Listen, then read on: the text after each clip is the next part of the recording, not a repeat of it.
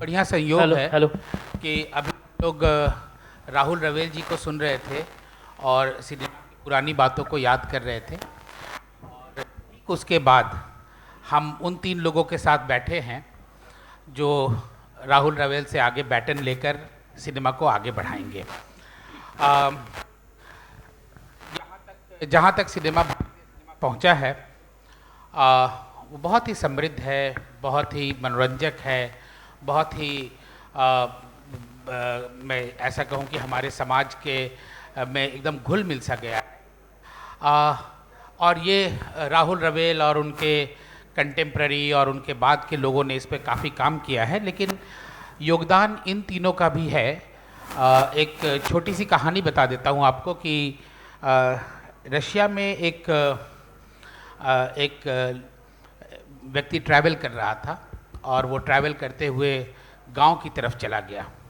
वो कवि था, खुद कवि थे वो, और गांव की तरफ गए।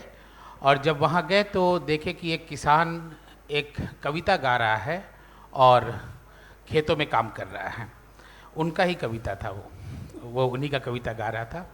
तो उन्होंने पूछा कि मेरे कविता को ये किसकी कविता तुम गा रहे हो और क्यों गा रहे हो? बोले, ये गाते हैं क्योंकि बहुत अच्छा लगता है। और तुम्हें मालूम है कि ये कविता किसने लिखा है? तो उसने कहा कि नहीं, ये नहीं मालूम है कि ये कविता किसने लिखा है। तो किसी भी रचनाकार के लिए ये कितने गर्व की बात हो कि उसकी कृति उससे आगे बढ़ती जाए। कि कृति को पहचाने, बेशक उनको चेहरे से या नाम से ना पहचानते हों, लेकिन तो वैसे ही अगर मैं परिचय दूं तो हमारे बीच तीन बैठे हुए हैं, और मैं जैसे ही नाम बोलूँगा वैसे ही आप उनकी कृतियों से पहचानेंगे और आप कहेंगे अच्छा अच्छा ये वो है। मैं हमारे साथ सबसे दाहिनी ओर जो बैठे हैं उसको हम लोग कहेंगे फुकरे वाला डायरेक्टर। इन्होंने फुकरे बनाया है, ये कृति का दम है, ठीक है। और उसके बाद जो बैठे हैं वो हैं राम सेतु वाले डायरेक्टर। और जो मेरे करीब सबसे बैठे हैं ये हैं OMG 2 के डायरेक्टर। तो ये जो ओ और ताली है, इससे ये पता चलता है कि आपके नाम के आगे आगे आपका कृति चल रहा है। वैसे नाम है मृगदीप सिंह, मृग लोग इन्हें कहते हैं, अभिषेक शर्मा। इनका मोबाइल में लोग नाम सेव रखते हैं अभिषेक लादेन, क्योंकि इन्होंने फिल्म बनाया था तेरे बिन लादेन। ठीक है, तो इनका नाम वैसे ही सेव रखते हैं। और ये अमित संगम करके लोग सेव करते हैं क्योंकि इन्होंने रोड टू संगम बनाया था। तो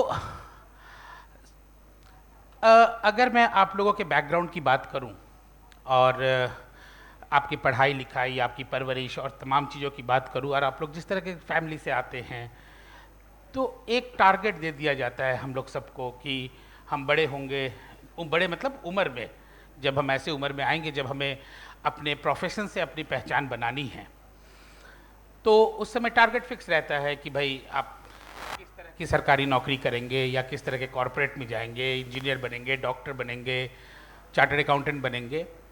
आप लोग अपने अपने बैकग्राउंड के साथ आते हैं, तो इतना अनिश्चित लाइन कैसे चुनते हैं? क्योंकि इस लखनऊ यूनिवर्सिटी में कई स्टूडेंट्स ऐसे होंगे जो ये ऐसा मन में रहता होगा उनको कि मैं भी कर सकता हूँ, मुझे भी ये मौका मिलना चाहिए या मैं भी जाके मौका तलाशूं, लेकिन उनका टारगेट इतना ज़ोर से फिक्स कर दिया गया है बचपन से ही कि वो उसे हिल नहीं पाते हैं। आप लोग उम्र देखिए, तो किस उम्र में और कैसे ये डिसाइड कर लेते हैं? मृग, मैं आपसे ही शुरू करूंगा। हाउ यू डिसाइडेड कि I have to make a film, मुझे फिल्म मेकर बनना है, इस जर्नी में जाना है जहाँ पे थॉट को प्रोजेक्ट को स्टार्स के डेट्स में और तमाम चीज़ों के साथ स्ट्रगल करना है? हाउ इट ऑल स्टार्टेड, क्यों मन किया?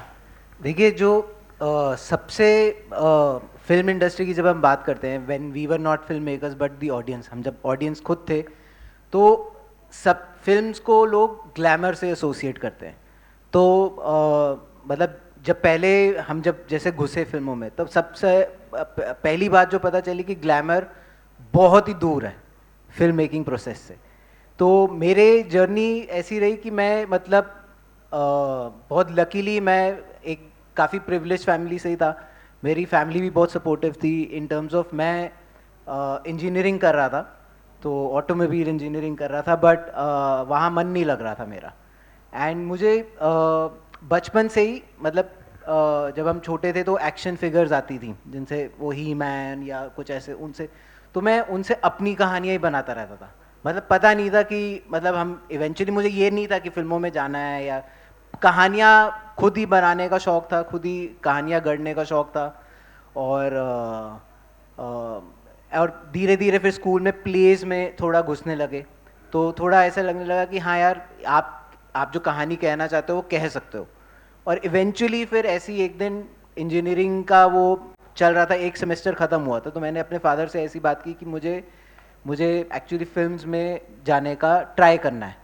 अगेन आपने जैसे बोला कि सर्टेन कुछ नहीं होता है, मतलब ये ऐसी लाइन है कि यहाँ पे सर्टेनिटी नहीं है बिल्कुल। आप सुनते हैं कि बहुत लोग आए और स्ट्रगल किए और शायद चले भी गए। तो but as I said earlier, जैसे मैंने बोला कि मेरी फैमिली बहुत सपोर्टिव थी। The next thing I know कि उन्होंने ही मेरे लिए एक फिल्म स्कूल ढूंढा।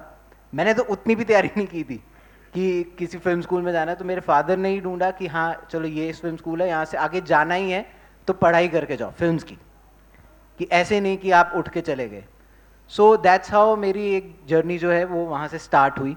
एंड फिर जो आपका रेगुलर रहता है कि आपने फिल्म स्कूल ख़त्म किया, आपकी एक जैसे हम किसी भी सब्जेक्ट में जाएं, मतलब उसकी एक ओरिएंटेशन होती है।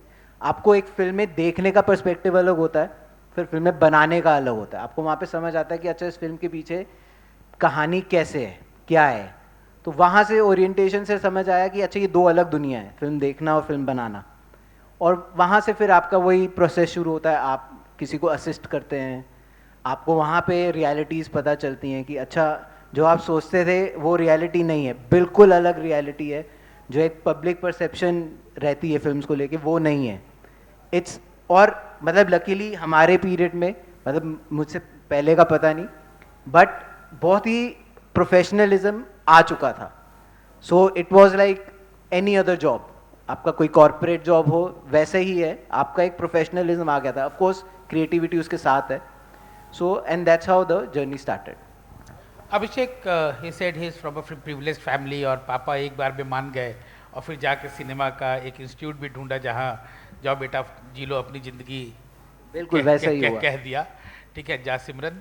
ठीक है, आपका भी ये जा सिमरन था या मैं फोटोग्राफी नहीं करूँगा तो मर जाऊँगा वाली सिचुएशन थी जो थ्री इडियट्स में बता रहे थे? नहीं, मैं बहुत चालाक था। मैं अंदर ही अंदर तैयारियां कर रहा था और मेरी माता जी को लग रहा था सीए बनेगा, क्योंकि और बैलेंस शीट तो मैच नहीं होती थी, लेकिन मैंने उनको ये वादा किया था बन जाऊंगा मैं, सीए बनूंगा मैं। तो मैंने स्कूल में इसलिए कॉमर्स लिया था, लेकिन मैं तैयारी थिएटर की कर रहा था, क्योंकि मेरे जो मामा थे वो रंगमंच से जुड़े हुए थे, तो बचपन से मैंने थिएटर देखा है। इनफैक्ट एनएसडी रेपेटरी का थिएटर देखा है, तो बहुत ही अव्वल दर्जे के प्लेस देखे हैं। सो वो एक्सपोजर बहुत बचपन से मिल गया था। लेकिन मैं सिनेमा में जाऊंगा या रंगमंच में जाऊंगा, उसके बीच फैसला हुआ जब एक फिल्म आई थी 93 में। तब मैं आई थिंक 11वीं कक्षा में था। जुरैसिक पार्क ने सब हिला दिया मेरे लिए, क्योंकि मैंने जब वो भागते हुए डायनासोर देखे मेरे को लगा ये क्या है, मतलब अगर इस माध्यम से ये आप कर सकते हैं तो मुझे यहाँ जाना है, मुझे कहानियाँ फिर यहाँ कहनी है, सिर्फ रंगमंच तक सीमित नहीं होना है। लेकिन मुझे एनएसडी इसलिए जाना था क्योंकि मेरे को रंगमंच से भी एक जुड़ाव था, और मेरे को ये पता था कि थिएटर में एक फ़ायदा ये होता है कि आप बहुत अच्छा लिटरेचर, साहित्य पढ़ते हैं। आप चेखोव से लेके शेक्सपियर से लेके हरीशचंद्र तक,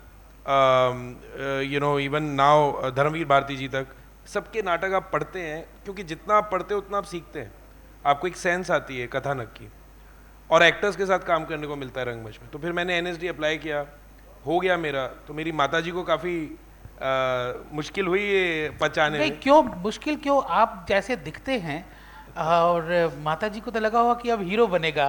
नहीं, मैं हीरो कभी नहीं बनना चाहता था। मतलब ये सरप्राइज है कि आप हीरो क्यों नहीं बनना चाहते थे? नहीं सर, आई मीन मैं इसको कॉम्प्लीमेंट की तरह लेता हूँ, लेकिन मेरा एकदम मुद्दा क्लियर था कि मेरे को, और ये मेरे को सेम दिक्कत एनएसडी में भी आई थी।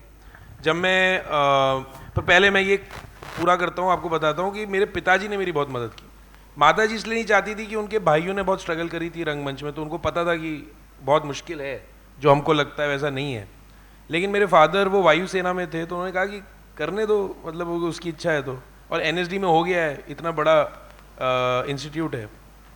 तो एनएसडी में भी सेम दिक्कत आई थी। फर्स्ट ईयर के बाद आपको चुनना होता है अभिनय और निर्देशन के बीच में, और मेरे को निर्देशक बनना था। तो मेरे फैकल्टी ने मेरे पे काफ़ी जोर डाला था कि अरे अभिनेता बन जाओ, लेकिन मुझे नहीं बनना था। मेरा बहुत क्लियर पर्सपेक्टिव था। और दूसरी बार जब तेरे बिन लादेन बना रहा था, तब जो मेरे निर्माता थे उन्होंने भी बोला मुझे कि तुम बिन लादेन का रोल तुम कर लो। मैं कहा नहीं, मैं ढूंढ के लाता हूँ। लिटरली अमेरिका से ज़्यादा मेहनत मैंने करी है बिन लादेन ढूंढने में, और मुझे मिल गया लकीली। तो इस तरह की जर्नी रही। लेकिन मैंने हंसते खेलते निकाल दिया। मेरी माता जी थोड़ी नाराज़ थी शुरू में, लेकिन कि क्या होगा, लेकिन जब पहली पिक्चर आने के बाद फिर मेरे ख्याल से माँ बाप भी थोड़े सेटल हो जाते हैं। अमित, इनकी कहानी और आपकी कहानी बिल्कुल अलग है। मतलब वो प्रिविलेज फैमिली, ये एनएसडी, और आप एक मजदूर मिल के बेटे, और इतना बड़ा लीप लेने का आप सोच रहे हैं कि मैं, मतलब जब आप अपने पापा से जाकर बोले कि सिनेमा बनाऊंगा, तो उन्होंने पूछा कि कैसा क्या होता है, और ये वही होता है जो अमिताभ बच्चन और रेखा करते हैं। तो ये मजदूर, मिल मजदूर के एक लड़के को मतलब इतना स्ट्रॉन्ग कन्विक्शन कहाँ से आ सकता है? उसे तो कल के लिए रोटी कमाना था, तुरंत रोजगार में लग जाना था। ये इतना स्ट्रॉन्ग कन्विक्शन कि सिनेमा ही करना है। नहीं, अब तक किसी ऐसे मंच पे बैठा नहीं था जहाँ कंपैरेटिवली बात हो सके। मुझे आज लग रहा है कि मेरे हाथ में एक बंदूक थी जिसका सेफ्टी लॉक टूटा हुआ था, और गोली मुझे भी लग सकती थी। आज सुन के डर लग रहा है। नहीं, सबकी अपनी अपनी जर्नी है। और मैं सुनकर मुझे बहुत अच्छा लगा है कि आपके पिताजी वो जाके खुद फिल्म स्कूल जाके आए। एक ने कहा कि भाई करने तो जो करना है, लेकिन मुझे लगता है कि बाकी लोगों की कहानियाँ इतनी प्रेरणादायक होती है कि एक परिवार मिल जाना कितनी बड़ी बात हो सकती है। वो मेरे को इसका इम्पोर्टेंस अभी इस मोमेंट में पता चला है, क्योंकि मैंने उस तरह लिया नहीं। मतलब मैंने अपने पापा से कहा कि हाँ मेरे को ये फिल्म का ये करना है, तो वो बोले कि किसी को जानते हो? हम लोग रहते हैं 70 किलोमीटर थोड़ा दूर रहते थे, उल्लासनगर कल्याण बम्बई से दूर है। तो उन्होंने बोला, मैंने बोला नहीं किसी को मैं जानता नहीं हूँ। अच्छा ठीक है, तो उधर किधर जाओगे तुम? मतलब किधर, मतलब उनके हिसाब से इंडस्ट्री वही थी जो फैक्ट्री। तो कौन से फ्लोर पे है इंडस्ट्री? बोला मुझे नहीं मालूम। तो किसी को जानते नहीं और कहाँ है मालूम नहीं, तो कौन से स्टेशन पे उतरोगे? बोला सब लोग अंधेरी अंधेरी बोलते, गोरेगांव वहीं उतरूंगा मैं। हाँ फिर उसके बाद? जवाब मेरे पास था ही नहीं। मैं बोला मैं जाके देखूंगा वहाँ, मतलब किसके ऑफिस जाओगे तुम? तो मैंने कहा मैं सुभाष घई के ऑफिस चले जाऊँगा। सुभाष घई उस टाइम मास फिल्म मेकर थे, तो कहाँ है उनका ऑफिस? बोला वहाँ जाके किसी को पूछूंगा। बोला रात चलते किसी को पूछ, पान वाले को पूछे सुभाष घई का ऑफिस कहाँ है? बोला वहाँ सब लोग फिल्म का काम करते, कोई ना कोई तो बताएगा। मतलब ये कॉन्वर्सेशन ऐसे ही चलता जा रहा है। जो इस कॉन्वर्सेशन का सारांश ये था कि किधर जाना है भाई, हम लोग बिहार से भाग के आए हैं और किसी तरह यहाँ सेटल हो। तू बोल रहा है यहाँ से तेरे को अंधेरी जाना है। और फिर वो जब मेरे पापा आए थे तो मुझे लगता है डॉन की रील उन्होंने 4 महीना, एक जोकर टॉकीज कल्याण में एक जोकर टॉकीज था, वहाँ वो रील चढ़ाते थे। वो अलग अलग रील पहले पता चलता है, एक रील खत्म हुई दूसरी रील चढ़ा। अभी नहीं चलता, अभी तो डिजिटल हो गया। तो वो रील चढ़ाने का चक्कर, वो रील चढ़ाते थे। मतलब एक आदमी लेके खड़ा रहता था कि फर्स्ट रील खत्म हुई कि सेकंड रील पहले से लोड करके रखो। तो उनको मालूम था। बोलता तेरे को पता है क्या वो कितना पैसा लगता है वो फिल्म बनाने में? बोला मुझे नहीं मालूम, बहुत ज़्यादा पैसा लगता है। बोला भैया तू अपना एक काम कर, किसी भी तरह केमिस्ट्री कर ले। मेरे कंपनी में वो इंडियन डाइस्ट ऑफ इंडस्ट्रीज थी मफतलाल जी की, बिरला जी की कंपनी की फैक्ट्री के बाजू में।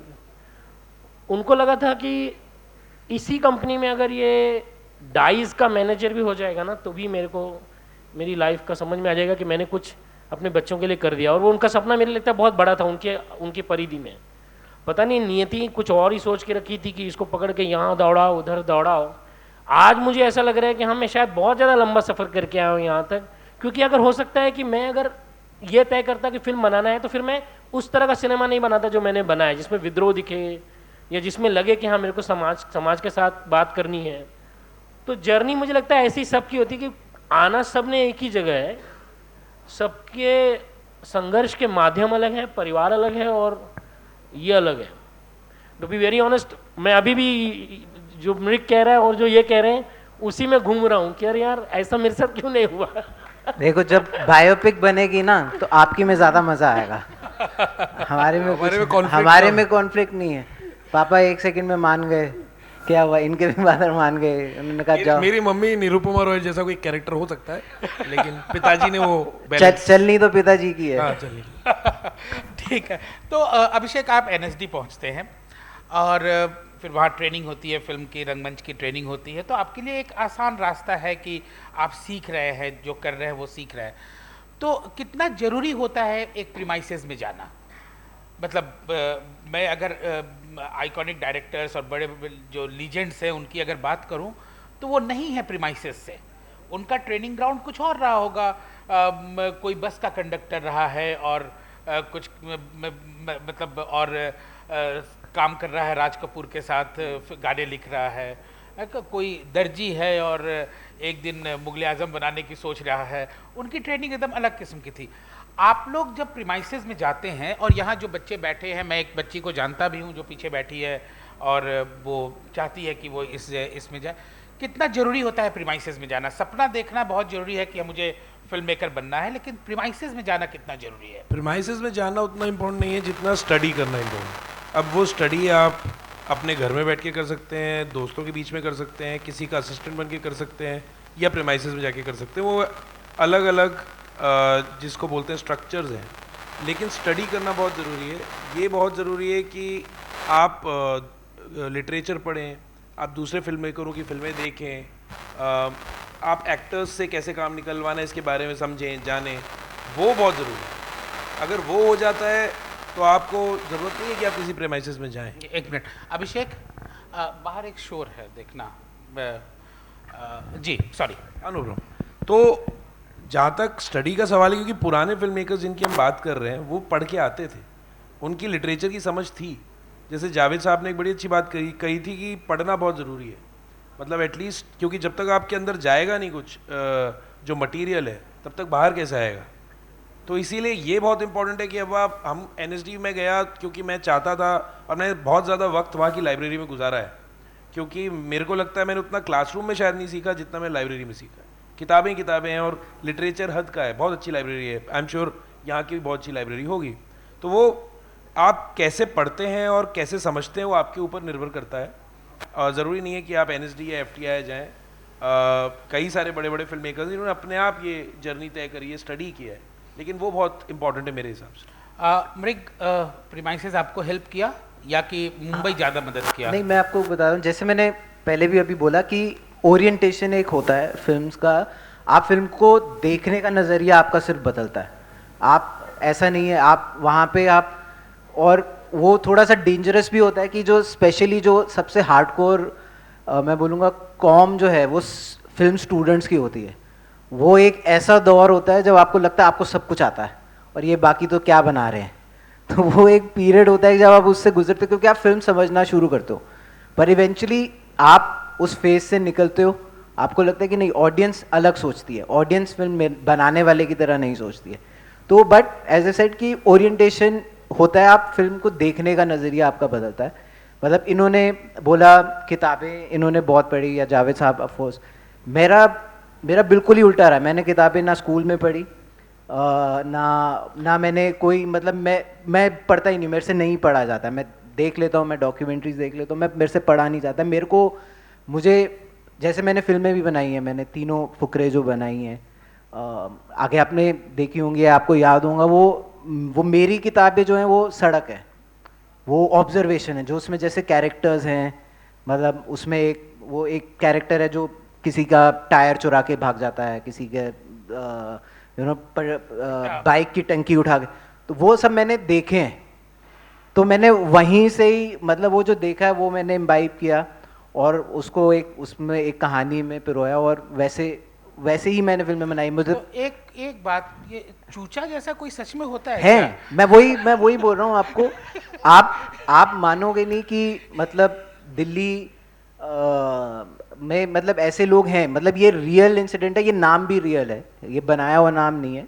तो वहाँ पे मतलब जो दो दोस्त ऐसे हैं, जो एक बिल्कुल अतरंगी सपने देखता है ऐसे उल्टे सीधे, और उसका दोस्त उसको ज़बरदस्ती एक लॉटरी के नंबर में बिठाता है और वो जीतते हैं। ये रियल लोग हैं ये, और ये एक दो नहीं है, ऐसे बहुत हैं। वहाँ पे। नहीं, ये सपने देखने तक तो ठीक है, चूचा होता है कोई। हाँ हाँ बिल्कुल। अरे आप मानोगे नहीं, मतलब जब मैंने वरुण को बोला भी, अफकोर्स वो कास्ट हो चुका था, चूचे फुकरे बन भी बन चुकी थी, मेरे को उसके बाद एक दो लोग मिले, मैंने कहा यार ये तो असली चूचा है तेरे को तो, और उसी को ही कास्ट कर लेते तो मेरी शायद फिल्म और मतलब वो हो जाती, क्योंकि वो वैसे लोग हैं, मतलब वो दिखते हैं आपको। और आप आज भी हम जैसे बात करें, अभी अफकोर्स मैं यहाँ पे वो बोल नहीं सकता, बट आपने हमें कुछ बाहर चीज़ें दिखाई, अब हम वो किसी फिल्म में डालेंगे ना, लोगों को लगेगा अच्छा इन्होंने कुछ ज़्यादा सोच के ये कुछ बनाने की कोशिश कर रहे हैं, बट कोई मानेगा नहीं कि ये भैया एग्जिस्ट करती हैं, ये एग्जिस्ट करती हैं, आप उसको कैसे इनकॉर्पोरेट कर रहे हो। तो ऐसी मतलब वो है, अवेलेबल है आपके सामने। मतलब मेरे को इतना वो फील होता था कि मैं जब रोड पे सड़क पे 5-6 घंटे की ड्राइव है या कहीं मैं और मेरे को चिढ़ मचती थी कि मेरे कुलीग सो रहे हैं और मैं सोता नहीं था, क्योंकि मुझे ये लगता था कि मेरे से कुछ छूट जाएगा रास्ते में।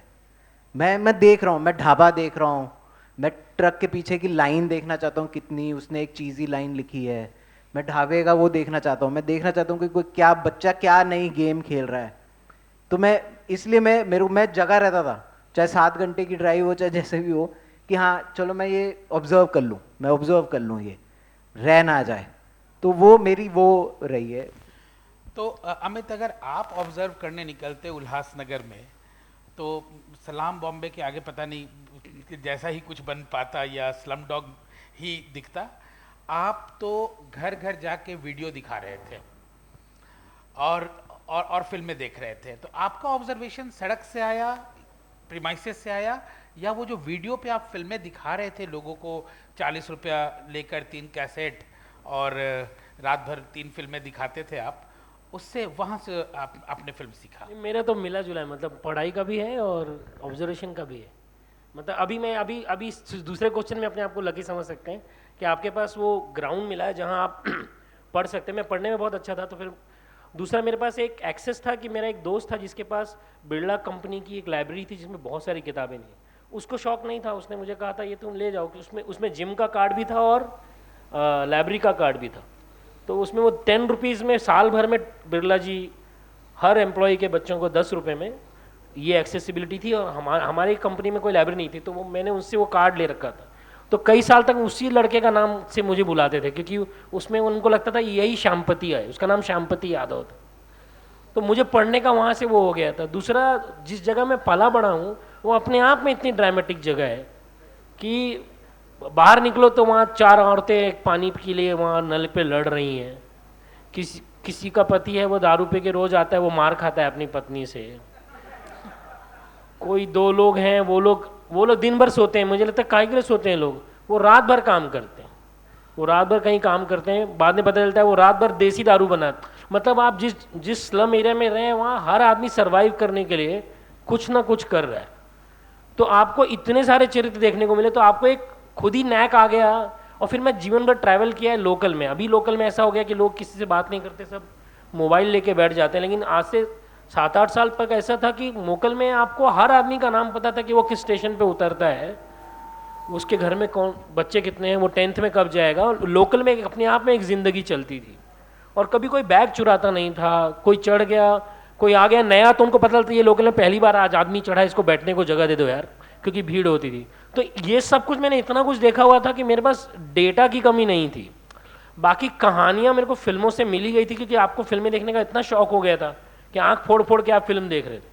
वो ख़राब भी देखते थे, अच्छी भी देखते थे, बाहर की फिल्में भी देखते थे। तो वो इंस्टीट्यूट अपने आप बन गया। मुझे लगता है कोई एक स्टैंडर्ड फॉर्मूला नहीं है ये कि आप ये करोगे तो फिर ये अचीव होगा। आपको जो ज़िंदगी सिखाती है और जो आपको मटेरियल देती है, उसी को आप किचन में लेके जाते हो और फिर उसी से फिल्म बनती है। मैं बहुत कॉमन एग्जांपल है कि जो मेरा सिनेमा हो सकता है कि मेरे परिवेश से कोई आया हुआ हो सकता है, वैसा सिनेमा बनाना ही नहीं चाहता। बोलता मुझे ऐसी गरीबी देखनी नहीं है यार, मैं दिखाना भी नहीं चाहता, मैं देखना भी नहीं चाहता।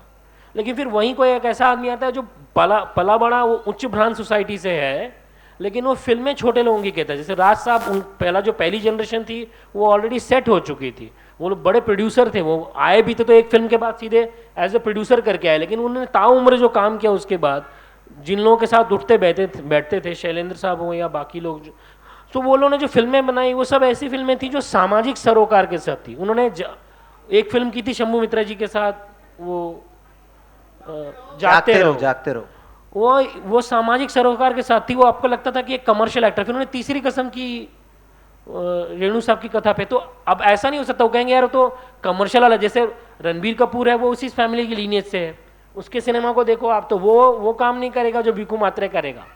लेकिन वहाँ सबका ऐसा है कि आप किस परिवेश से आते हैं, आपको किस चीज़ ने आप पे इम्पैक्ट डाला है, तो आपकी कथा उसी ज़मीन पे पैदा होगी। अगर आपको किसी ऐसे आदमी को लेकर सरोकार होता है कि जो मर्डरर है लेकिन उसकी वो परिवार चलाने के लिए मर्डर कर रहा है, तो आप उसको मर्डरर की तरह देखोगे ही नहीं। और अगर आपको सरोकार है कि मेरे को एक्शन फिल्म बनानी है, तो वो जो मर्डरर होगा वो आपकी फिल्म में विलन ही होगा। तो वो देखने का नज़रिया है। तो अभिषेक, हम लोग बात कर रहे हैं जब भी कि क्या कहाँ से सीखे और किससे सीखे, तो इसमें किताबों की बहुत चर्चा हो रही है, मिले जुले अनुभव भी हैं। आपने लाइब्रेरी को पूरा क्रेडिट दिया, ये मिले जुले अनुभव की बात कर रहे हैं। उन्होंने कहा कि उन्होंने सड़कों को पढ़ा है, आस पड़ोस को पढ़ा है, उससे फिल्में बनी। कोई फिल्म मेकर ऐसा था आप लोग की ज़िंदगी में जिसको देख के लगता था कि ये इसने मुझे बदला है, इसकी फिल्म देखा हूँ मैं और ये मेरे लिए टर्निंग पॉइंट रहा है? मेरे लिए दो थे बड़े, और बहुत अजीब बात है एक्चुअली, काफ़ी हैं ऐसे तो। गुरुदत्त साहब हैं, हिचकॉक है, सब हैं, लेकिन दो फिल्मों ने जिन्होंने मेरे ऊपर इम्प्रेशन डाला और जिसकी वजह से फिर उन दोनों फिल्मों को थोड़ा स्टडी किया। एक तो कुंदन शाह साहब थे, जाने भी दो यारों, वो अभी भी मैं बहुत बार देखता हूँ, बार बार देखता हूँ। और दूसरा because of Jurassic park, Spielberg, because वो जो एक ग्रैंडियर है उस सिनेमा का, और आपको एक ऐसी जगह, अविश्वसनीय जगह ले जाना जहाँ आप सोच भी नहीं सकते कि कोई माध्यम आपको ले जा सकता है, तो वो उसने भी मेरे को काफ़ी ज़्यादा, तो इन दो को काफ़ी स्टडी किया था। हिचकॉक को भी किया है, because Alfred Hitchcock, I think मैं मानता हूँ कि जो मॉडर्न सिनेमा है उसको ऑलमोस्ट 50% ग्रामर हिचकॉक ने दी है।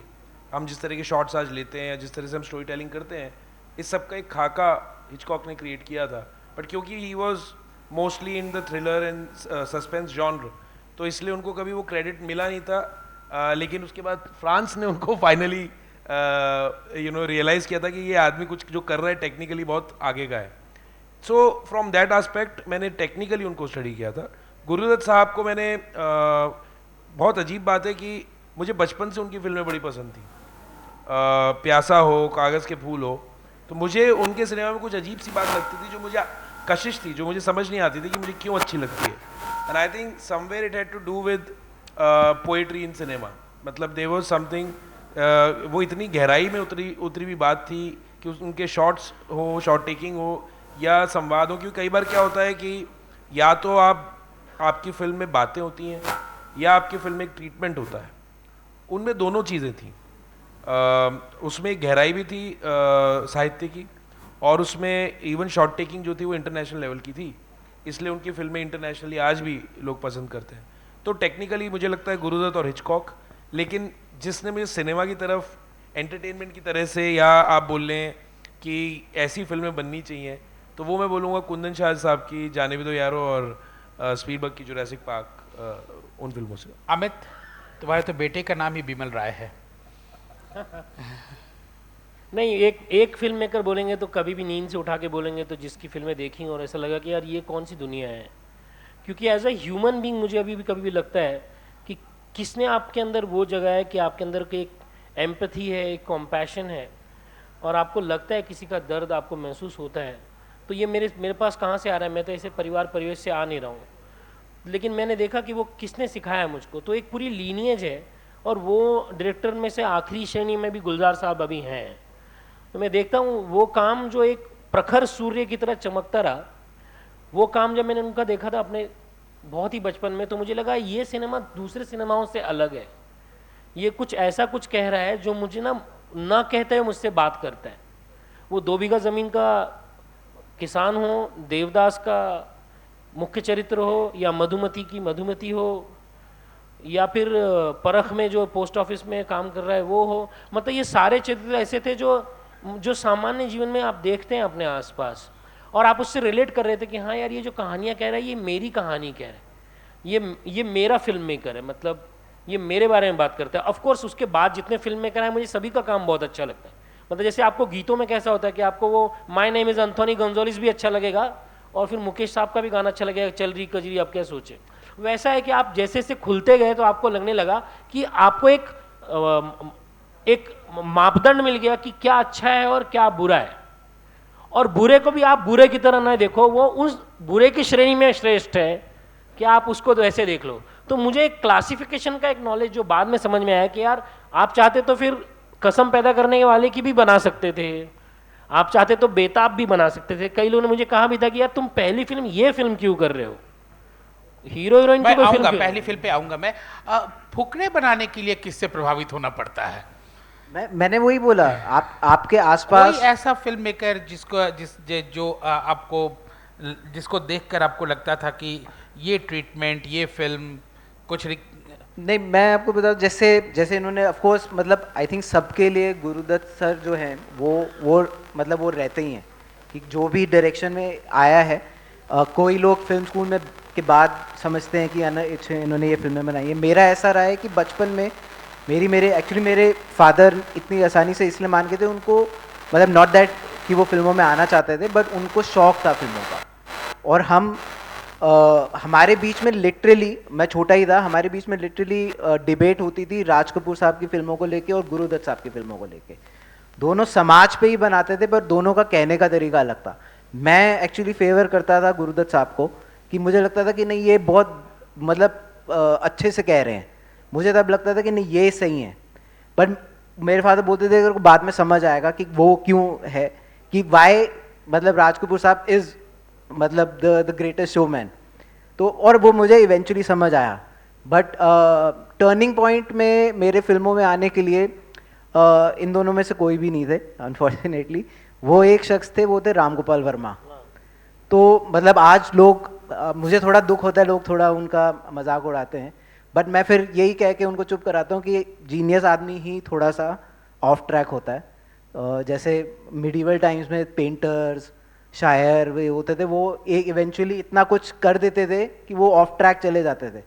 सो मुझे शिवा ने बहुत ज़्यादा एक किक दिया। अच्छा, मुझे लग रहा था आप सत्या बोलेंगे। नहीं, शिवा ऑफ कोर्स। शिवा ने मुझे मतलब मैंने जब वो फिल्म देखी मुझे लगा कि यार ऐसे भी फिल्म बन सकती है। ये मतलब एक हमारे अगेन वही बात थी कि वो ऐसी एक बिल्कुल रियल लाइफ से उठाई हुई कहानी है। आपकी ट्रीटमेंट जो है, एक आया है लड़का अपने भाई बहन के साथ भाई और भाभी के साथ रह रहा है, कॉलेज में है, कॉलेज का दोस्त वो, तो मुझे वहाँ से वो थोड़ा लगा कि यार ऐसी फिल्म बन सकती है, ये हो सकता है। तो वहाँ से थोड़ा मैं सीरियस होना शुरू हुआ। मे बी वो एक जो जर्म आप समझ लें कि वहाँ से आया। And but it has nothing to do with how मैंने फुकरे बनाई, बट आई थिंक वो जर्म वहाँ से शुरू हुआ। And so the most important thing is the first film, you know, because आप आ गए इंडस्ट्री में, आप असिस्टेंट हैं, आप किसी के लिए लिख रहे हैं, पैच वर्क कर रहे हैं, whatever, आप लगे हुए हैं काम में। लेकिन ये जो पहला फिल्म होता है जिसको आप प्रोजेक्ट में कन्वर्ट करते हैं कि अब ये फिल्म बनेगी, ठीक है, ये जर्नी कितना इम्पोर्टेंट है, कितना मुश्किल है ये, क्योंकि कोई क्यों भरोसा करे, ये तो बहुत बड़े पैसे की बात हो रही है, ये कैनवस ही महंगा कैनवस है, आपके पास एक कहानी है और जो आपके मन में एक फिल्म चल रहा है, ये मतलब ये पूरा प्रक्रिया क्या है, आप कहाँ लेकर जाते हैं कहानी को और कहाँ कहाँ से कहानी ठुकराई जाती है। मैंने देखा है लोगों को, मतलब 5 जगह से ठुकराई हुई फिल्में बहुत बड़ी बड़ी फिल्में बन गई है। 10 जगह से सर, 10 जगह से ठुकराई गई आपकी फिल्म। वही फुकरे ही 10 जगह से ठुकराई गई थी। हाँ। मेरे पास मेल है इतने बड़े बड़े पॉइंट्स की कि ये फिल्म क्यों वर्क नहीं करती। हाँ, तो ये पहली फिल्म का हुक जो है, ये आप लोग को कैसे कैसे हुआ, कहाँ मिला आप लोगों को, अपनी पहली फिल्म कहाँ मिली? नहीं, तो मैं जब मुंबई गया था एनएसडी के बाद, तो मैंने ये सोचा था मैं असिस्ट नहीं करूँगा, क्योंकि मुझे ये बोध हो चुका था कि सब क्रिएटिव हैं। क्योंकि एनएसडी में जब आप रहते हैं तो चारों तरफ एक्टर, डायरेक्टर सब रहते हैं आपके पास, और क्योंकि वो दिल्ली में है तो सिनेमा भी आप बहुत अलग लेवल का देखते हैं। तो मेरी आंखें खुल चुकी थी कि ऐसा नहीं होगा कि मैं जाऊंगा और लोग खड़े होंगे लाइन लगा के, चल भाई तू पिक्चर बना, तो एनएसडी से आया। पास आउट होने के कितने दिन बाद आपको पहली सो फिल्म पहले मिली? तो मैंने पास आउट होने के बाद 2001 में पास आउट हुआ। मैंने कुछ टाइम तक रंगमंच को दिया, लेकिन मेरे को इवेंचुअली मुंबई जाना था, तो मैंने कुछ शॉर्ट फिल्म्स अपने आप बनाई, अपने आप को थोड़ा सा कॉन्फिडेंस देने के लिए, क्योंकि रंगमंच से जब आप सिनेमा में जाते हो माध्यम अलग होता है, तो आपको तो या तो आप असिस्ट कर लो या आप कैमरा उठाओ और शुरू करो। तो मैंने चुना कि मैं कैमरा उठाता हूँ, खुद सीखूंगा जो भी सीखूंगा। तो उसके बाद जब मेरे को लगा मैं तैयार हूँ, 2004 में मैंने निर्णय लिया कि अब मैं मुंबई जा रहा हूँ, तो मैं ना तो असिस्ट करूँगा और ना मैं कोशिश करूँगा कि अपनी फिल्म बनाऊँ। मैं पहले जाके किसी एक स्टूडियो में नौकरी करूँगा, क्योंकि मुझे पहले ये समझना है व्यवसाय कैसे होता है। जो आपने सवाल पूछा, मैं सीधा उस पर जाना चाहता था कि पॉइंट तो ये है ना कि हम सब क्रिएटिव हैं, लेकिन ऐसा क्या है जिससे मुझे फिल्म मिल सकती है, क्योंकि मैं क्या बेचूं कि सामने वाला खरीदेगा, और मैं क्यों जो मैं बेच रहा हूँ उसको खरीदेगा, या मैं ऐसे कैसे मैनिपुलेट करूँ कि जो मैं बेचना चाहता हूँ वो खरीदना चाहे। ये भी होता है मार्केट में। सो मैंने उसको बहुत उस तरीके से देखा। तो मैं गया, एडलैब्स एक बहुत बड़ा उस समय शानदार स्टूडियो होता था, सबसे बड़ा होता था उस ज़माने में। मनमोहन शेट्टी जी उसके चेयरमैन थे। तो मैंने वहाँ जाकर एक छोटी सी नौकरी करी। पहले मैंने जब शुरू किया तो प्रोजेक्ट्स जो आते थे मैं समझता था कि कैसे हम क्यों डिस्ट्रीब्यूट कर रहे हैं इन फिल्मों को, हम क्यों फाइनेंस कर रहे हैं इन फिल्मों को। क्योंकि मेरी नॉलेज लीगल में अच्छी थी, और क्योंकि मैं बहुत लीगली कॉन्ट्रैक्ट्स पढ़ने में मेरी फॉर सम रीज़न, शायद पिछले जन्म में लॉयर रहा हूँगा, महारत थी। तो धीरे धीरे बढ़ते बढ़ते मैं इंपॉर्टेंट स्टेजेस पे जाता गया। मैं लीगल मैनेजर बन गया, इन द सेंस कि मैं लॉयर्स के साथ मैं कॉन्ट्रैक्ट पे बैठता था। तो उससे मेरे को एक नॉलेज मिली कि फिल्म का बिजनेस क्या होता है, असली डिस्ट्रीब्यूटर्स के साथ बैठना, हर हफ्ते एक पिक्चर रिलीज करना। It gave me a lot of exposure. तो अब जब मैंने सोचा कि मेरे को अपनी पहली फिल्म बनानी है, तो मुझे ये पता था कि किस तरह की फिल्म मैं बनाऊं, कितने बजट में, कि सामने वाला खरीदेगा। तो मैंने तेरे बिन लादेन जो आई, वो एक्चुअली एक हेडेक से आई थी कि मेरा सिर दुख रहा था। मुझे किसी ने बोला, मैंने वो बांधा हुआ था, रुमाल बांधा हुआ था लंबा सा, तो पगड़ी जैसा लग रहा था और मेरी दाढ़ी थी। तो मुझे किसी ने बोला बिन लादेन लग रहे हो, उतारो ये। तो उतारो तो नहीं हुआ, लेकिन मैं कहा ये कहानी अच्छी हो सकती है कि अगर कोई बिन लादेन जैसा दिखता है तो बहुत अच्छी कॉमेडी हो सकती है। तो मैंने उस पर पटकथा लिखी नौकरी करते करते, और उसके बाद जहाँ मैं नौकरी कर रहा था एडलैब्स में मैंने वो पिच करी। और क्योंकि उसका बजट ज़्यादा नहीं था, बहुत कम बजट की फिल्म थी, तो उनको इंटरेस्ट आया, और इस तरह से फिर जो मैं बेचना चाह रहा था वो खरीदना चाह रहे थे। वो प्रक्रिया पूरी हुई, और क्योंकि फिल्म का बजट इतना मामूली था कि हमको कोई बड़े स्टार की भी ज़रूरत नहीं थी, और मुझे ये यकीन था कि शायद ऑडियंस भी अब रेडी है इस तरह का सिनेमा देखने के लिए, क्योंकि कॉमेडी जो होती है उसमें एक बहुत बड़ी पावर है। मुझे ऐसा लगता है कि किसी भी जॉनरा में कॉमेडी जो है, अगर आप उसको क्रैक कर लें ढंग से, जो मृग ने भी करी हुई है फुकरे में, कि अगर आप वो कर लेना तो आपको कुछ नहीं चाहिए, और आप बस हंसा दो ऑडियंस को, क्योंकि हंसी के लिए तरस रहे हैं आज की तारीख में लोग, और वो एक पारिवारिक चीज़ भी होती है। ठीक है। मैं जैसे हम लोग चर्चा कर रहे थे, मेरा एक दोस्त है Mayank Shekhar, cinema critic, cinema journalist है, और बहुत पुराना है इस इंडस्ट्री में।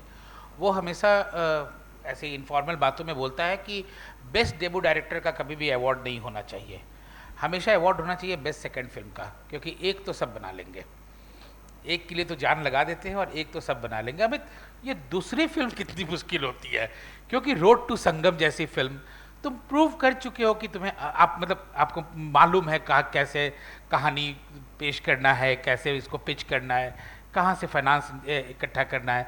पहली फिल्म में ही परेश रावल और ओमपुरी जैसे दिग्गज काम कर रहे हैं, पवन मल्होत्रा को एकदम अलग तरह से आपने पेश किया। फिल्म फेस्टिवल्स में इतना अच्छा धूम मचाया, दुनिया में देखी गई वो फिल्म। आज भी अगर आप लोग जाके road to Sangam IMDb rating देखिए तो आपको 8 का रेटिंग मिलता है उस पर। तो दूसरी फिल्म कितनी इंपॉर्टेंट है, क्योंकि पहली फिल्म और दूसरी फिल्म में 12 साल का अंतर है यार। नहीं, एक्चुअली ये तीसरी फिल्म है, दूसरी एक फिल्म बनाई हाँ है। ठीक है, उसको वो किस्सा फिर कभी। नहीं, मैंने इस तरह मेजर नहीं किया। पॉज बहुत लंबा है, वो बीच में परिवार भी चलाना होता है, और बीवी बच्चे और उनका एक वो भी करना होता है। लेकिन मेरे को लगता है कि वो फिल्म के पर नहीं होता है। पहली फिल्म ही आप जब करते हैं ना, तो आप अपना, वो कहते हैं ना इसको, कि आप अपना मार्क दिखा देते हैं कि हाँ आप किस तरह काम करने वाले हैं। क्योंकि इस केस में तो कह ही सकते हैं ना कि पहली फिल्म आई तो बोले यार ये तो कमाल है, तो बोला एक और लंबी छलांग। तो पहले 80 मीटर की थी, इसीलिए ये सवाल तुमसे नहीं मैं वो पूछा मैंने। तो नहीं मैं फिर पहले फिल्म की, मेरे हिसाब में तो मेरी दूसरी फिल्म बहुत कठिन है। मतलब वो वनवास जैसा है कि आपने एक सर्टिफिकेट ला के दिखाया और बोला कि हाँ हमको एडमिशन दे दो, आपको 12 साल तक खड़ा करते हैं बाहर की, अभी दूसरी फिल्म आप इसके बाद करो, अभी आप तब तक रुको आप। तो ये देखा जाए तो ये मेरी पहली फिल्म है कि अगर किसको कहते हैं कि स्ट्रगल, क्योंकि पहली फिल्म इस स्ट्रगल से नहीं बनी थी जितनी दूसरी वाली बनी है, जितनी स्ट्रगल से, क्योंकि वो भी 9 लोगों ने इनकार कर दी, प्रोडक्शन करने को तैयार नहीं है, सब्जेक्ट बोल्ड है, कौन करेगा। By the grace of God ऐसा प्रोड्यूसर आ गया जिसने कहा कि हाँ ये तो करनी चाहिए। तो वो भी लक फैक्टर भी काम कर रहा है।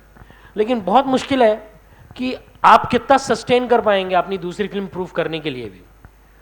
तो वैसा ही है कि आपको जितना वो लोग ने रोका था, अगर आपके अंदर उतना मादा है कि आप उसको तोड़ के आगे जाना है, वो प्रवाह के साथ तो सभी बह जाएंगे, उसके विरोध में बहेंगे तो फिर वो कुछ उसमें बात है। तो मैं उसको वैसे लेता ही नहीं कि हाँ मुश्किल हुआ अच्छी हो। बात है। आप में से कोई सवाल पूछना चाहता है? हाँ जी, आप पूछिए।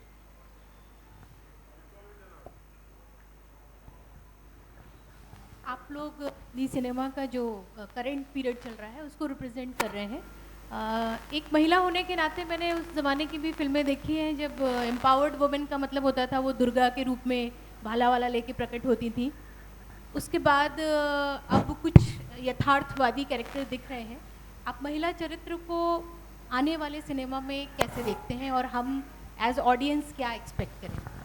आनंद जी आपके पास, हम दोनों सवाल एक साथ ले लेंगे। आनंद जी। आज जी, मेरा नाम सुनीता राय है और हम संघनी मेंबर है दैनिक जागरण के। तो मेरा सवाल अमित राज जी से कि रोड टू संगम कैसे इंस्पायर्ड हुआ? कैसे इंस्पायर हो? हाँ, ठीक। कैसे इंस्पायर्ड हुआ? हाँ, हम लोग इस दोनों पे बात करेंगे। आनंद जी आप नहीं, और कोई सवाल? बस 2 ही सवाल। हाँ 2 सवाल है। So the female character, like when we see female character in our movie, okay, so आप लोग सब गुरुदत्त और गुरुदत्त की बात कर रहे हैं और विमल रॉय की बात कर रहे हैं, सुजाता की बात करें, अछूत कन्या की बात करें, या हम लोग प्यासा की बात करें, उसकी जो फीमेल कैरेक्टर है वो 70s में आते आते अर्बन हाउसवाइफ में अचानक से बदल जाती है, ठीक है। और फिर जब वो हिट बैक करती है 90s में लिबरल इकॉनमी के बाद, तो वो मतलब वो बगैर संघर्ष का उसकी बराबरी को दिखाने की हम लोग कोशिश कर रहे हैं। हम ये भूल जाते हैं कि इसको भी संघर्ष करना है। सो गोइंग फॉरवर्ड हम कैसे देख रहे हैं अपने फीमेल कैरेक्टर्स को? मैं तो सिर्फ अपनी बात कर सकता हूँ और मुझे लग रहा है कि ये हो रहा है, चेंज हो रहा है। बिकॉज मैं जब कोई फिल्म लिख रहा होता हूँ या बना रहा होता हूँ तो मैं ऐसे नहीं देखता कि ये मेल कैरेक्टर है, ये फीमेल कैरेक्टर है। और मैं, क्योंकि मुझे ऐसा लगता है एक बहुत बड़ी जो समस्या रही है वो ये रही है कि फीमेल कैरेक्टर्स हमेशा या तो ऑब्जेक्टिफिकेशन में रहे या फिर वो एक लव इंटरेस्ट की तरह से रहते थे। लेकिन अगर आप देखें तो मैंने एटलीस्ट कोशिश करी है कि उनका चरित्र उससे अलग हो। जैसे परमाणु में डायना पेंटी का कोई लेना देना नहीं है जॉन के लव इंटरेस्ट से। She is not related in that equation is the project in परमाणु। सिमिलरली तेरे बिन लादेन में सुगंधा का जो कैरेक्टर है वो मेकअप आर्टिस्ट वाली है, वो मेल भी हो सकता था लेकिन मैंने चुना कि वो फीमेल है। उसी तरह राम सेतु में अगर आप जैकलीन को देख ले, हर कोई ये उम्मीद कर रहा था कि जैकलीन और अक्षय का कुछ ट्रैक होगा, बट नहीं है। अक्षय सर और जैकलीन का कोई ट्रैक नहीं है। वो अपने आप में एक कैरेक्टर है जो उस आर्कियोलॉजिस्ट के साथ जर्नी में निकली है। तो मुझे लगता है आपको उस कैरेक्टर को सबसे पहले तो जो उसका जेंडर है उससे बांध के नहीं रखना चाहिए कि अगर एक फीमेल कैरेक्टर है तो उसका मेल कैरेक्टर के साथ एक रोमांस होगा। ये क्यों ज़रूरी है? क्योंकि ये एक मेल गेज है जो डायरेक्टर्स में रहता था, लेकिन अब आई थिंक ये टूट रहा है। जैसे भी भोली पंजाबन जो है फुकरे में, मैं आ ही रहा था कि आपकी तो फुकरे तो की जो मतलब विलन है, वो विलन है भोली पंजाबन। तो और आपके फिल्म में जो आपने काम करवाया है यामी गौतम से, वो तो एक सर्टेन टाइम के बाद गुस्सा आने लगता है मतलब आदमी उसको हीरोइन की तरह ना देखकर। यामी गौतम के अलावा जो गीता जी का भी रोल है, हाँ, गीता वो जी का वो मतलब ठीक है वो लेंथ में थोड़ा चलो छोटा होगा पर वो बहुत पावरफुल रोल है। क्लाइमैक्स आगे हम सब ने देखी हाँ। वो बनाती हैं क्लाइमैक्स आके, बिल्कुल। मतलब किसी को समझ नहीं आ रहा है, सबने हाथ खड़े कर दिए कि अभी कहाँ जाएगा, वो आके खत्म करती है मामला। तो मुझे लगता है कि सिक्योर है फीमेल का कैरेक्टर। अभी हम लोग जब आगे बढ़ेंगे तो उसमें बहुत कुछ देखने लेकिन को लेकिन मिलेगा। एक चीज नहीं, मतलब इन्होंने बताया तो मैं क्या नहीं, मुझे लगता है कि मुझे आगे बढ़ाने को सारी समस्या इसी बात में है कि हम इन दोनों जेंडर को ना अलग अलग अलग अलग नहीं देख पा रहे। हम कंपेयर करते हैं, तुलनात्मक दृष्टि से इनकी तुलना हो ही नहीं सकती।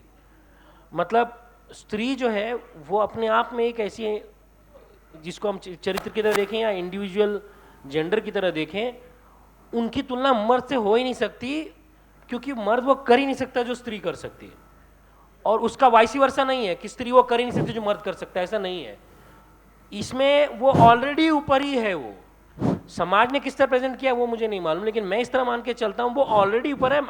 मैं उससे अपनी तुलना कर ही नहीं सकता कि मैं सिद्ध करूंगा उसको कि मैं तुमसे श्रेष्ठ हूँ या कनिष्ठ हूँ। प्रॉब्लम सारा यही होता है कि हमको लगता है कि हमारी लड़की है तो लड़के से कंपेयर करके देखेंगे, ये मुमकिन ही नहीं है। आप जब तक ये नहीं बताएंगे उनको ना कि भाई तुमसे कोई कंपैरिजन नहीं होने वाला है, तुम्हारी अपनी एक खुद का व्यक्तिमत्व है, उसके साथ आप जाओगे जीवन में, तभी ये होगा। इसका सबसे बेस्ट एग्जांपल है 2 फिल्में आप देखो, वो आप देखोगे तो आपको पता चलेगा हाँ यार ये तो सारा का सारा ऐसी फिल्म है, इसमें तो जेम्स बॉन्ड होना चाहिए। एक फिल्म है लूसी करके, LUCY करके, वो नेटफ्लिक्स पे है लूसी, और दूसरी एक फिल्म है सॉल्ट।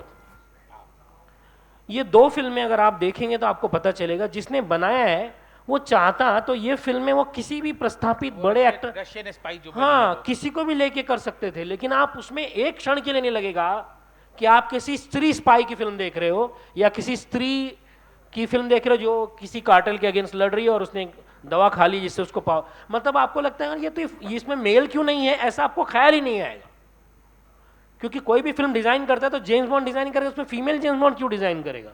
लेकिन सॉल्ट उससे बड़ी फिल्म है, और अभी तक मेरे समझ में नहीं आ रहा कि हम ऐसा कोई काम कर पाएंगे कि यहाँ कि सॉल्ट जैसा एक सिनेमा हम करें जिसमें हम कोई एक ऐसी एक्ट्रेस को लें और वो इतनी भीड़ थिएटर में आए जो क्रिश को देखने आ रही होगी या सुपरमैन या स्पाइडरमैन को देखने आ रही होगी।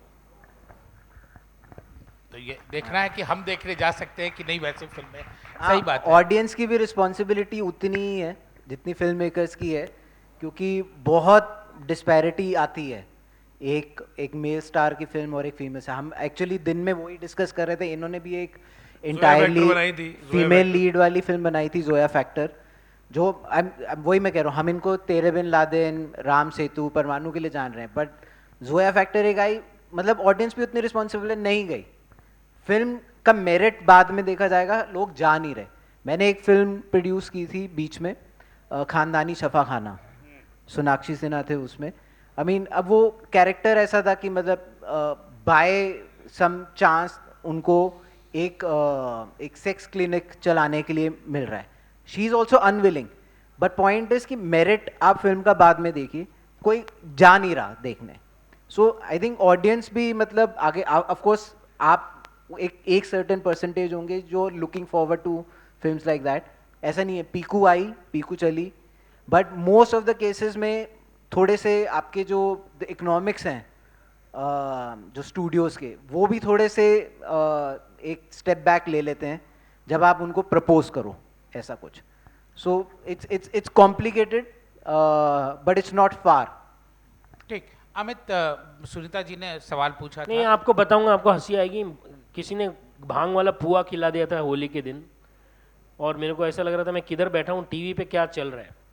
लेकिन कमाल है कि टीवी पे कितना घंटे टीवी देखा मालूम नहीं है, लेकिन एक न्यूज़ मेरे साथ कमाल खान साहब की चिपक गई कि उन्होंने इलाहाबाद के एक म्यूज़ियम में किसी राधा कृष्ण जी ने पुरानी गाड़ी को रिवाइव किया था। वो फोर्ड V8 व्हीकल थी जो उस टाइम गांधी जी की अस्थियां ले जाने के काम आई थी। पता नहीं मुझे वो इतना सा बिट कि वो गाड़ी रिवाइव की है किसी म्यूज़ियम के चेयरमैन ने, वो बिट जो कमाल खान साहब ने कवर किया था वो मेरे दिमाग में रह गई।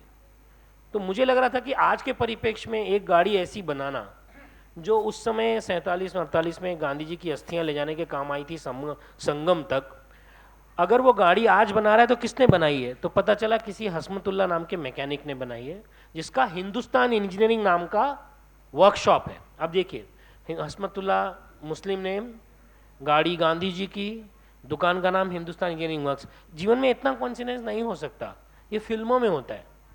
कि आप ऐसे व्यक्ति को देख रहे हैं, आपको लगा रहे हो तो मुस्लिम है, पूरी उसका रचा बसा परिवार है इलाहाबाद में, और दूसरा उसने गाड़ी बनाई है, उसके दुकान का नाम हिंदुस्तान इंजीनियरिंग वर्क्स है। पाकिस्तान की में उसके जो इधर से जब गए थे लोग तो उसके कई लोग रिश्ते चले गए, वो कभी नहीं गया पाकिस्तान, वो हिंदुस्तान में ही रहा। और उसने कमाल की बात ये की थी कि इतना बड़ा काम करने पे जिसपे लाखों रुपए मिल सकते हैं इंजन रिवाइव करने का, उसने 1 रुपया ले। मुझे लगा यार ये कौन है, इसको मिलो। फिर एक नई कथा ने जन्म लिया कि मुझे उस आदमी की कथा में बहुत इंटरेस्ट आने लगा कि ये आदमी पे अगर ये कॉन्फ्लिक्ट आ जाए कभी कि मुझे धर्म चुनना है या देश चुनना है तो मैं क्या चुनूंगा, तो मुझे लगा ये स्ट्रगल बहुत इंटरेस्टिंग है। तो जैसे उसने धर्म छोड़ के ये चुना कि नहीं मैं गाड़ी बनाऊंगा, किसी कारणवश वहाँ स्ट्राइक है और मंदिर मस्जिद से ये फतवा है कि कोई भी आदमी कोई भी काम नहीं, दुकान नहीं खोलेगा, वो किसी अनिश्चित काल तक स्ट्राइक पे गए सारे बाजार के लोग, तो मस्जिद से फरमान है कि कोई भी दुकान नहीं खोलेगा। तो मुझे लगा ये बहुत इंटरेस्टिंग है कि अब ये काम करेगा क्या। तो उसने जाके बोला भाई मैं जो फरमान है वो काम बंद करने का है, मैं काम नहीं कर रहा हूँ, मैं उसका कोई पैसा नहीं ले रहा हूँ, लेकिन ये काम देश का है क्योंकि 2 अक्टूबर के पहले इस गाड़ी का ट्रायल होने वाला है। तो मैंने वो जो कथा जो इतनी सी कल्पना में थी कि धर्म पहले या देश पहले, वो मैंने उस कैरेक्टर के उसमें ट्रॉमा में डाल दिया कि अगर ऐसा हो तो क्या होगा। और मैंने उसको पूछा कि हसमत साहब, वो अभी नहीं है हाथ में, कि हसमतुल्लाह साहब अगर समझो कि आपने गाड़ी बना के दी जब, और उस टाइम अगर यहाँ के लोगों को पता चलता कि आप एक, बहुत चिड़े भी थे लोग जल भी रहे थे कि इसको कॉन्ट्रैक्ट कैसे मिल गया यार इतनी बड़ी गाड़ी का इंजन बनाने के लिए, और ये तो 10वीं फेल आदमी है। तो उन्होंने बोला कि अगर समझो इस पर एक ये आ जाए आप पे स्ट्रगल कि आपको पूरे बाजार के लोगों ने कहा कि आप गाड़ी नहीं बनाएंगे, ये गाड़ी नहीं बनानी है, महात्मा गांधी की गाड़ी नहीं बनानी है, तो आप क्या करते, आप कौम का सुनते या देश या अपने मन का सुनते। तो बोला मैं कौम का नहीं सुनता। मतलब ये उनके लिए बहुत बड़ी बात थी कि वो बीइंग अ मुस्लिम उन्होंने कहा कि मैं कौम की नहीं सुनता। अगर कोई भी, उसमें एक लाइन बोली उसने कि जिस रोज़ मुझे मेरे और अल्लाह के बीच का कोई डिस्प्यूट सॉल्व करना होगा ना तो मुझे किसी तीसरे की जरूरत नहीं पड़ेगी, मैं सीधे उससे बात करूंगा और सीधे मुझसे बात करेगा, मुझे किसी की जरूरत नहीं पड़ेगी। वो लाइन उन्होंने ही कही थी जो फिल्म में आई। मैं बोला फिर बस हो गया, इतना काफ़ी हो गया, और फिर वो कहानी आगे बढ़ गई अपने आप। मतलब मैंने कुछ किया नहीं है, वो कहानी ने खुद ही ढूंढ लिया, वो खुद ही मेरे को ले गए साथ में। अभिषेक, राम सेतु मतलब सुप्रीम कोर्ट तक घूम के आया है राम सेतु, है ना, और उस पर फिल्म बनाने का कैसे सोच लिए कि हमें मतलब कुछ ऐसी बात करना है जो मतलब है नहीं है, काल्पनिक है, यथार्थ है, ये सबको मिला कि ये राम सेतु बनाने का कैसे सोच लिए कि ये मुझे दिखाना है लोगों को। नहीं, वो बेसिकली वही जब ये केस हुआ था 2008 के आसपास, तभी से मेरे अंदर वो क्यूरियोसिटी थी। मैं खुद जानना चाह रहा था कि ये केस क्या है, क्योंकि ये अपने आप में बड़ा ही अलग सा केस था कि कोर्ट तक बात पहुंच गई और इस बारे में बात हो गई कि श्री राम का जो चरित्र है वो काल्पनिक है या रियल है, मतलब हम इस बारे में बात कर रहे हैं। सो मुझे ये बड़ा अजीब सा लगा क्योंकि बचपन से हम लोग देखते आए रामायण वगैरह, तो मैं कहा ये तो मतलब हमेशा हम इतिहास समझते थे, हमारा इतिहास है, पर ये कोर्ट में जाके इसके केस को उठा देना, मुझे लगा कि ये अपने आप में बहुत अलग केस है। और क्योंकि जैसा मैंने बताया मुझे लीगल मैटर्स में बहुत इंटरेस्ट रहा है, तो मैंने वो केस की बारीकियाँ मैंने पढ़ा उसके बारे में 2008 में, लेकिन मुझे लगा मैं उसे पकाता रहा कहीं पीछे अपने दिमाग में। एंड जब हम कोविड में थे, लॉकडाउन हुआ था, तब काफ़ी खाली टाइम मिला उसको क्रैक करने के लिए, क्योंकि कहानी ऐसी थी कि वो बहुत मुश्किल कहानी है और मैं उसको सिर्फ कोर्ट में नहीं बताना चाहता था। मैं चाहता था कि मैं उसको एक एडवेंचर फिल्म की तरह, क्योंकि मैं चाह रहा था कि परिवार देखें, बच्चे देखें, वो एक एडवेंचर फिल्म की तरह देखें। जैसे जब वो लोग इंडियाना जोन्स बनाते हैं जिसमें ज्यूइश रिलीजन के चित्रण होते हैं तो कोई सवाल नहीं पूछता, वो ध्रुवीकरण नहीं होता, लेकिन हमारे यहाँ जब हम करते हैं तो कहीं ना कहीं वो पॉलिटिक्स में पॉलिटिसाइज हो जाता है, वो अनफॉर्चुनेट है। लेकिन मुझे लगा कि फिर भी ये कहानी कहनी ज़रूरी है और इस तरह से कहनी चाहिए कि वो एक एंटरटेनिंग कहानी हो, ताकि बच्चे भी जब देखें तो उनके दिमाग में वो रह जाए। क्योंकि मैंने जितना स्टडी किया, जितना रिसर्च किया, जितने लोगों से बात करी, विद्वानों से बात करी, तो मुझे कहीं ना कहीं एक बहुत अच्छा सबूत, एटलीस्ट अब वो कोर्ट तक गया नहीं गया बाद में वो पता नहीं मुझे, लेकिन मुझे इतने विश्वसनीय तरीके से मिले तथ्य जिनको मेरे को लगा कि मुझे ऑडियंस तक ले जाना चाहिए, और उसको लेकिन मैंने अपने हिसाब से पिरोया, क्योंकि मैं चाह रहा था कि एक एडवेंचर हो, और उसका जो एंड है, जो क्लाइमैक्स है, जिसको काफ़ी लोगों ने काफ़ी सराहा, वो इसलिए इम्पोर्टेंट था कि वो जर्नी है एक ऐसे व्यक्ति की जो ईश्वर में नहीं मानता, क्योंकि वो बोलता है कि मैं सिर्फ उस चीज़ को मानूंगा जिसको प्रूव किया जा सके, और एंड में वो आदमी ईश्वर को मानता है लेकिन प्रूव नहीं कर सकता। तो मेरे लिए वो एक जर्नी, एक आर्क थी जिसको मैं चाह रहा था कहना, और मुझे लगता है कि कहीं ना कहीं कई लोगों के साथ उसने कनेक्ट किया। लेकिन हाँ, वो एक अनफॉर्चुनेट बात है कि हमारे यहाँ इस तरह की फिल्में इस समय जब हम बनाते हैं तो कहीं ना कहीं एक अलग लेंस से भी एक समाज का वर्ग उसे देखता है, पर ठीक है, वो एक कॉस्ट है जो चुकानी पड़ती है। है और मानते हैं राम सेतु है और ये हमारा इतिहास है, तो उसको दिखाने में कोई ऐतराज नहीं है। सवाल बहुत हो सकते हैं, मैं आखिरी सवाल पूछूंगा, फिर हम लोग पब्लिक के पास जाएंगे। एक सवाल पूछ लूंगा और पब्लिक के पास जाएंगे, मैंने यही कहा, श्रोताओं के पास जाएंगे। एक आम तौर पर जो मैं बात कर रहा हूँ, हम ऑडियंस के बीच में जो एक बातें चलती है, मृग आपसे क्वेश्चन है, वो ये है कि हम अपनी संस्कृति को, और जब मैं संस्कृति कह रहा हूँ तो किसी मंच की तरफ से नहीं बोल रहा हूँ कि लाठी लेके खड़ा होना है मुझे, हमारी जो संस्कृति है, हमारे जो त्यौहार है, हमारी जो परंपराएं हैं, उसमें हम कहीं शाई अवे कर रहे हैं। इन अ सेंस कि मैं पिछले 10 साल की किसी फिल्म की बात करूं, आज भी अगर होली पे मुझे गाना बजाना हो तो आखिरी शोले का गाना हम बजा लेते हैं कि होली के दिन दिल खिल जाते हैं, या मान लीजिए सिलसिला के गाना बजा लेते हैं। दिवाली के गाने बजाने हो तो हम दिवाली में भी पीछे से लेकर आते हैं कोई गाना कि हंसता हुआ माली है, हम लोग गा लेते। तो ये जो सामूहिकता है हमारे त्योहारों का, एक गणेश चतुर्थी को मुंबई का छोड़ दिया जाए तो ये जो सामूहिकता है हमारे त्योहारों का, वो अचानक से हमारे फिल्मों से कहाँ गायब हो गया?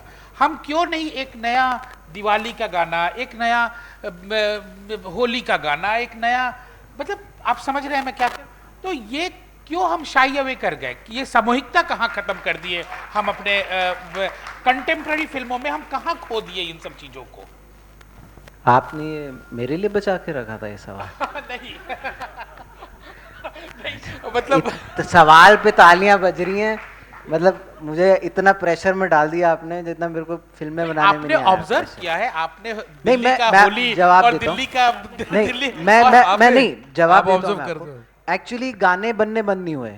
आप अन्नू मलिक साहब ने भी गाने बनाए, उसके बाद let's play Holi, let's play Play Holi, Holi. उसके बाद आपका रणबीर और वो जवानी दीवानी में भी होली का गाना है, बलम बलम पिचकारी। पिचकारी। बंद नहीं हुए हैं। अनफॉर्चुनेटली वो उतने शायद अच्छे गाने नहीं रहे होंगे, इसलिए वो शायद वो नहीं हुए, क्योंकि गाने बंद नहीं हुए हैं।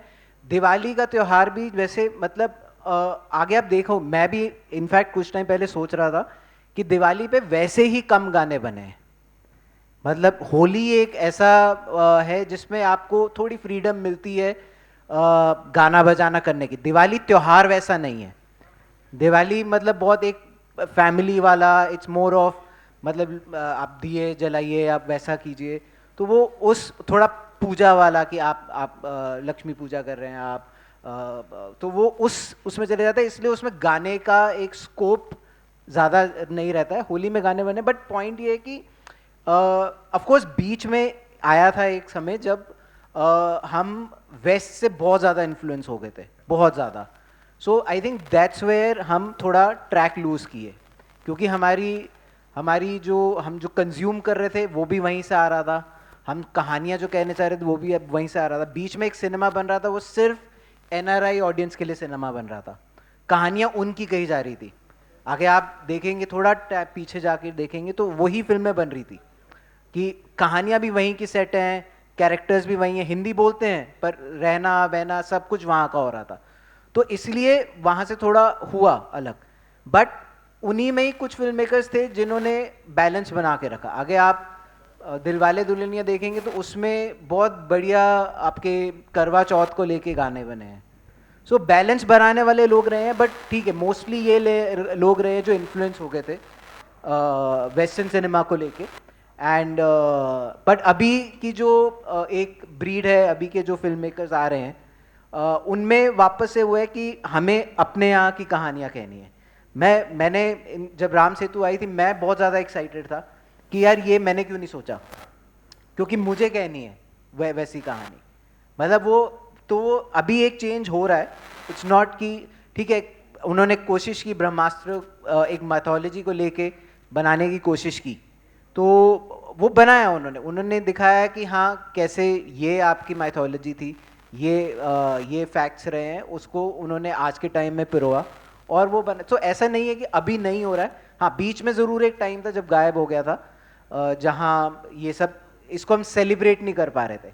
एंड अगेन एक बीच में ये भी टाइम था कि इसको अगेन वो थोड़ा पोलराइज हो गया था, कुछ एक थोड़े पॉलिटिकल लेंस भी लग गए थे लोगों के देखने के लिए कि आप ये दिखा रहे हैं तो आप ये चीज़ प्रमोट कर रहे हैं, आप वो दिखा रहे हैं तो वो चीज़ प्रमोट कर रहे हैं।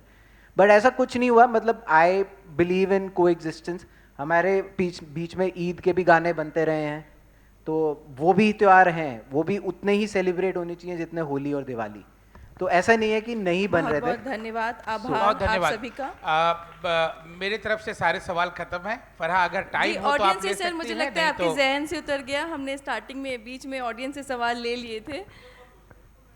समय हमारा अब खत्म हो चुका है। हमारी एकल प्रस्तुति के लिए हमारी अगले कलाकार यहाँ पर हमारा इंतज़ार कर रही हैं।